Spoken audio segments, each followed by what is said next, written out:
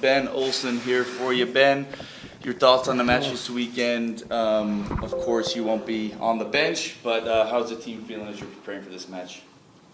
Fine. Ready to play again at home, and we understand the importance of this match, and understanding that we're back at home and we need to start maximizing some points here at Shell Energy and get the fans excited, play the way we can, but also that's kind of half the battle, right? The other part is we're doing it with a winning mentality and doing some of the little things that equate into points. And for most of the season, and in particular last month, we've played at a very, very high level. But a little bit of a broken record on maximizing those points, and I've said that so many times, and the LA Galaxy game was a good example of that. So keep plugging away, keep playing at the level that we have been, but doing with a little bit more of a winning mentality and figuring out ways to get all the points possible and reward ourselves for the way we played. But again, you guys have heard that before, but it's what it continues to be. All right, Jorge, go ahead. We'll start in the room. Hey, Ben. You spoke a little bit about it right now, but how can you help the team, or how can the team revive that winning mentality? That winning culture? Yeah, we have a winning culture. Our culture's fine. Okay, we won a few games ago. We tied one at home. We lost a game where we went toe-to-toe with LA. Again, a really good game. And again, the expectations, it's right how quickly they've changed. That we should go now into LA and win that game. We played very well. We put ourselves in a position to win, and we didn't. What can we do? We can score the goal that we get. We can, again, be a little smarter in the second half. I thought for long stretches we got into a back and forth with them that we didn't want to get into. So we can play more intelligent. We can understand the game state and what we need to do in that moment to keep a lead at 1-0 to go into the half. That last 5 minutes where we switched off and turned down kind of the intensity, or we could been a bit more pragmatic there to make sure we get into the locker room at 1-0 on the road.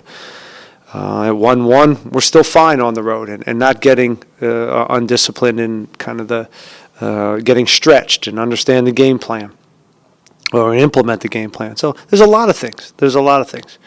But by and large, there's the level is really we're not far, right? We're not far, and I think you guys can see that, and you can see the quality that we still bring to the game, and the opportunities we create, and the way in which we still play on the road. But that's all. Again, that's half the battle. The other half is the moments and the game state and the mentality, and making those little extra plays that end up matter and result in getting all the points. Sometimes it's as easy as, okay, we got to score an open net or play a final ball that's the right weight. But again, it's and sometimes it's more of an intelligent, more a tactical thing and follow the game plan. It's all different ways you can lose games, and we just got to put that part together in a more consistent way. Due to your suspension, have you assigned one of your? Oh, my coaches they'll be better off without me. Juan's will kind of take charge, but again, Dean and Aurelian and Tim Hanley and Kath, there's I got a very good staff that I rely on, and I don't worry one bit about the lack of my presence on a bench. These guys are seasoned and they know what they're doing, and in a lot of ways they're coaching the team anyways. I'm just a pretty face. One more. Lastly, for me, Sebas Ferreira back out in training. Could he be integrated back into the squad tomorrow, maybe feature? How's his status? Yeah, he's training, and we'll see how he responds after today. He's a day-to-day situation for us, as he has been for a while, with guys like him and Franco, and they've all had these. It's been a rocky road and a lot of ups and downs. So we just got to make sure that we're when they do come back, we're doing it in a really smart way that we can have them. Are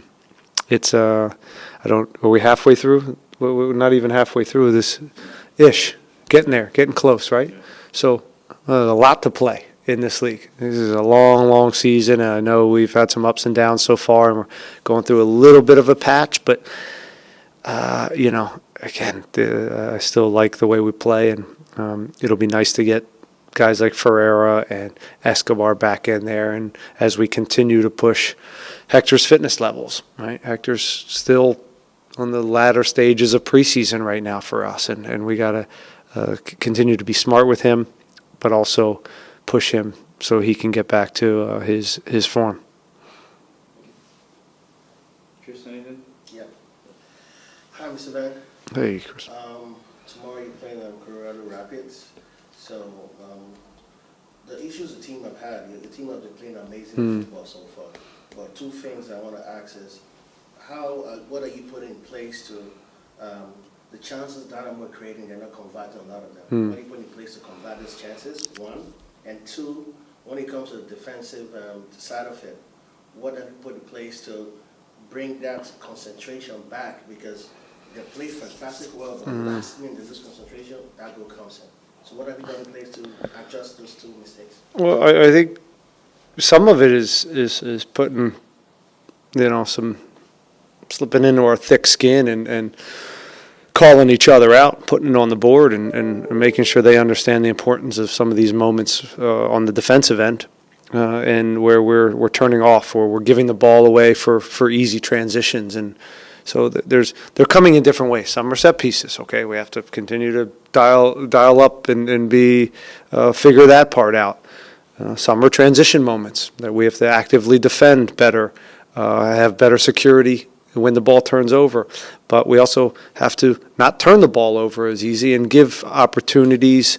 In the LA game, for example, it was 3, 4, 5, 6 transition moments. The way we play, we're going to give up transition moments. That's part of it. You have the ball this much, and you're an attacking team, you're going to give up transition moments. It's how many. And, are you secure enough to, put some fires out and limit some of those opportunities? And LA just started to get too many of them for their quality.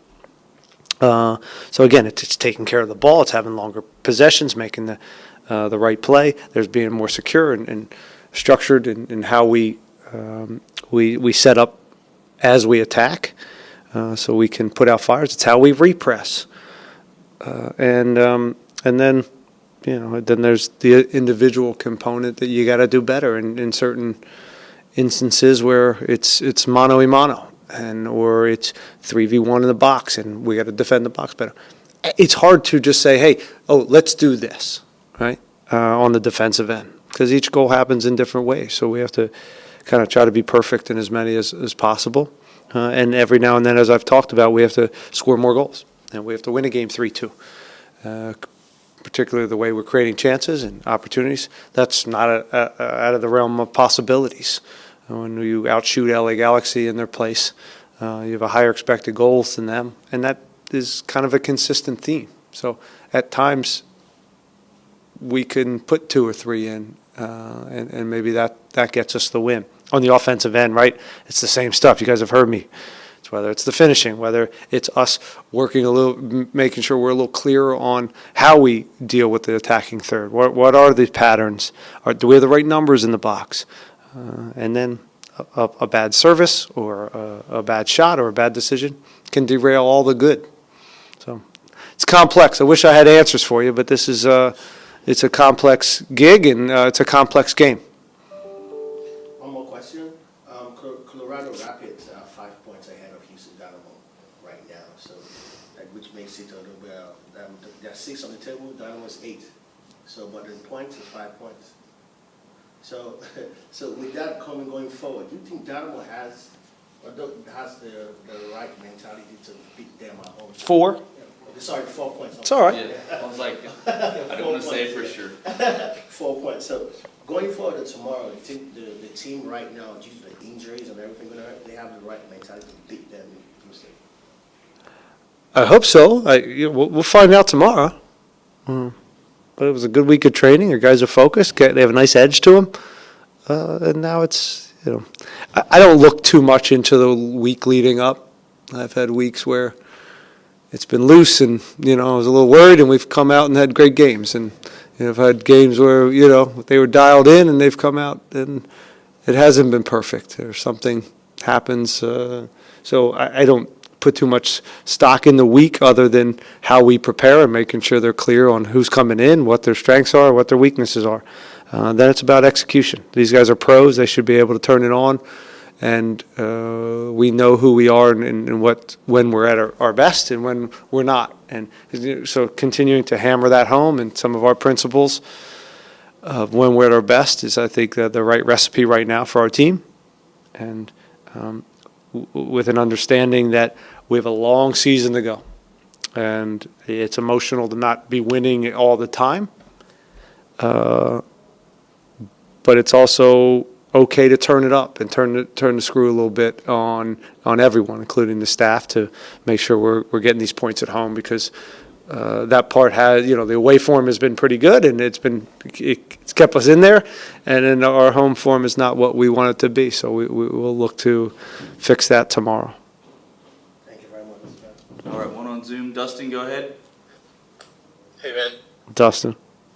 Hey, just a quick one from me. I know you mentioned Juan taking charge tomorrow, but having Juan here this season, I know you had Brendan last year, was very important for you guys. How's it been having Juan, a guy head coaching, won a championship last year? Just what has he brought to the team this year?